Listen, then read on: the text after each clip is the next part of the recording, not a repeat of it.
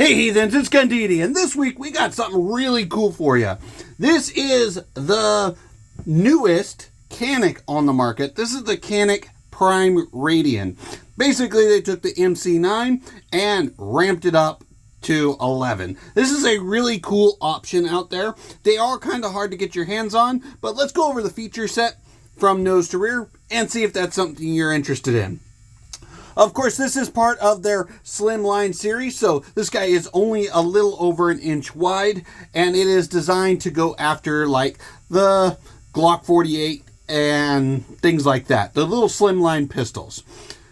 Starting at the front here, let's go over why this is the Radian version. This actually has a Radiant Ramjet and Afterburner barrel and compensator built into it.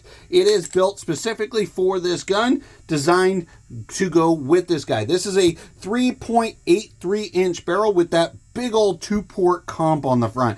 And if you guys watched my video on the Radiant Ramjet and Afterburner for the Glocks, you could tell that this thing does a heck of a lot for mitigating recoil. So in this small frame gun, perfect setup for this little setup here. Moving on down, we have a little 3-slot Picatinny rail, so you can put all your lights, lasers, grenade launchers, all that fun stuff right on there. Going back up top, we have really nice, aggressive, deep slide serration, so you can do those press checks or rack it from the front, whatever you like to do. We have a nice window port here, kind of helps with lowering the weight, so when you put an optic on there, it still cycles just fine. It also kind of acts as a cooling feature for the barrel. Does it really do much? Probably not, but it is there.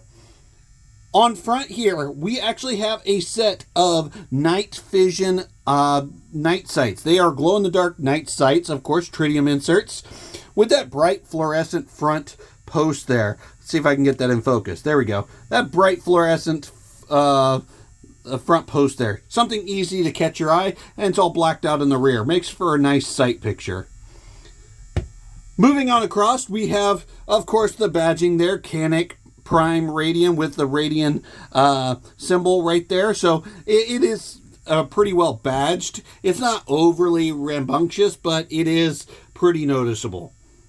Moving on down, we do have a textured memory pad, something to put your accelerator thumb on or your index finger to keep it away from the trigger. Just something neat there. Going on down, we do have more of a rounded off, squared off trigger guard. I say rounded and squared off because it is squarish shape, but it's rounded edges. Pretty much the Canik way of doing things. We have a double undercut trigger guard there, so you get your first undercut gets you really nice high and tight on the grip there, and the second undercut is perfect for your support hand to ride right in there, so you don't get the notorious Glock knuckle on there. Moving on across, you do have a flat face trigger. This thing is a really nice flat face trigger. Let's go ahead and show you. That thing is completely clear, of course, completely clear. We got a nice flat face trigger. As always with Caniks, it's a phenomenal trigger. Take up the slack a little bit. Right there's a wall. A little bit of creep. And then a break. Let's go ahead and see that reset. Right there. Little bit of creep to get back to the wall. And then a clean break. So it's not the best Canik trigger, but it is a Canik trigger nonetheless. So it's better than most stock pistols. This guy does have ambidextrous slide releases, so on both sides of the gun you have a slide release, so you wrong-handed people can still drop your slide with no problem. And they are very large and extended, but they don't stick out a whole lot, so still very good for concealed carry, but easy to hit in a hurry or without thinking about it. Moving up on top, we do have an optics cut. This is for RMSC. Let's see if we can get that in focus. There we go. This is for RMSC footprint, so all the new Canik micro red dots will fit just fine, and then any of your RMSC footprint optics that you like will fit on there just fine as well. In true Canik fashion, you do have that cocked indicator. It just says that the gun is cocked there. Once you pull the trigger, it disappears. That's just how Canik does things. Moving on down, we have a really nice aggressive grip texture here. It's not overly aggressive, not like the Smith & Wesson M&P 2.0s, but it is more aggressive than most other carry guns out there. I would say it's a little bit more aggressive than, like, say, the Springfield Hellcats, as it's got a little bit more texture there. But it goes around the front strap and the side straps. It also goes around the front of the trigger guard for those guys who like to wrap their finger around the trigger guard, and in the base of the magazines. If you notice there, right there on the base of the magazine, we also have it. Now, this is a very nice grip texture. On the back, it actually has a Radian back strap. It's an extra, like, bulbous aluminum. I think it's aluminum. Pretty sure it's aluminum. Back strap here. Kind of gives you a little bit more girth to hold on to. Makes the gun a little less skinny for guys with larger hands. But they do come with 2 actual Canik back straps. If you don't like that back strap, you can always change it out. Moving on down, we have a nice flared magwell, and it does actually flush fit to the actual magazine well from the gun. So it's actually a really nice magwell, and easy to throw mags in. Very simple. And it's not overly rambunctious, so still easy to conceal carry. And it gives you a little bit something to put your pinky on to kind of force that even higher on the gun. Moving on down, we got the magazines. Now, these are the interesting things. These are 17 round magazines. So this is going right after, like, the Sig X-Macro.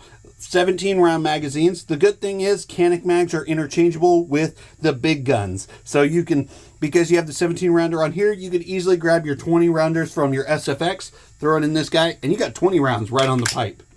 Very neat thing. That's something cool that I really do like about Canik. They do a really good job of magazine compatibility through their whole platform. Now, one thing I did originally say that it was going after was the Glock 48. And if you notice, size-wise, see if I can do this without scratching up the gun. Size-wise, they are awfully similar.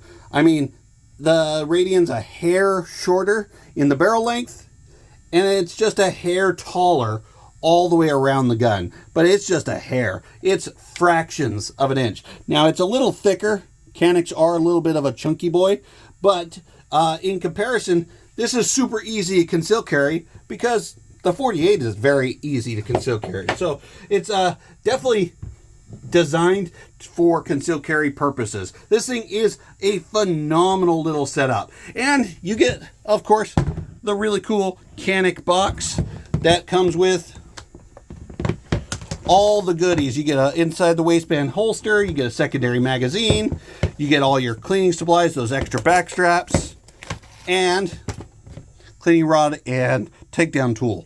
So you are pretty well stocked up straight from the factory with the Canik, like Canik always does. Definitely something cool to check out if you ever get a chance. They are kind of hard to get your hands on right now, but I assume in the next few months they should be able to get more out there. They did introduce this a while back, but it has been a tough cookie to get your hands on.